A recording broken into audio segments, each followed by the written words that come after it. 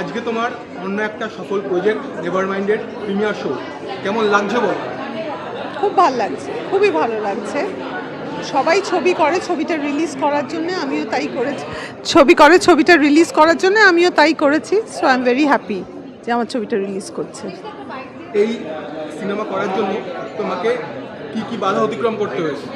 অনেক বাধা অতিক্রম করতে হয়েছে। প্রত্যেকটা মানুষকে বাধা অতিক্রম করেই ছবি বানাতে হয়, এটা নতুন কোনো কথা নয়। আজকের দিনে আজকে সেলিব্রেশন হচ্ছে, ছবি রিলিজ করেছে, এটা নিয়ে আজ কথা বলবো।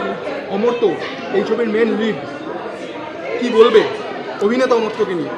অভিনেতা ভালো বলেই, কাজ ভালো করে বলেই ওকে নিয়েছি। অমর্ত্য তো আমার ছেলে নয় শুধু, অমর্ত্য একজন ভালো অভিনেতা, একজন ভালো মিউজিশিয়ান। সেটাও আগে ময়দান করে প্রুফ করেছে বা উড়নচণ্ডীতে প্রুফ করেছে। সুতরাং আমি আরেকজন ভালো অভিনেতাকে নিয়ে কাজ করেছি। এই সিনেমার অন্যতম প্রাণ হচ্ছে গান। এই গান এবং সিনেমা তুমি কিভাবে মেলালে? আমি মেলাইনি, ওটা রূপম মিলিয়েছে। আমি গল্পটা শুনিয়েছিলাম, শুনিয়ে সেই গল্পটা কতটা ভালো হয়েছে, মানে কতটা ওর মনে দাগ কেটেছে, সেটা সেই অনুযায়ী রূপম সঙ্গীত নির্মাণ করেছে। তোমার নিজের ক্ষেত্রে তুমি কোন কোন বিষয় নেভারমাইন্ড বলো? আমি সব ব্যাপারে নেভারমাইন্ড বলতে পারি না, কয়েকটা বিষয় নেভারমাইন্ড না বললে এগোনো যায় না জীবনে, সেটা বলি। দর্শকদের জন্য তুমি কি বলতে চাও?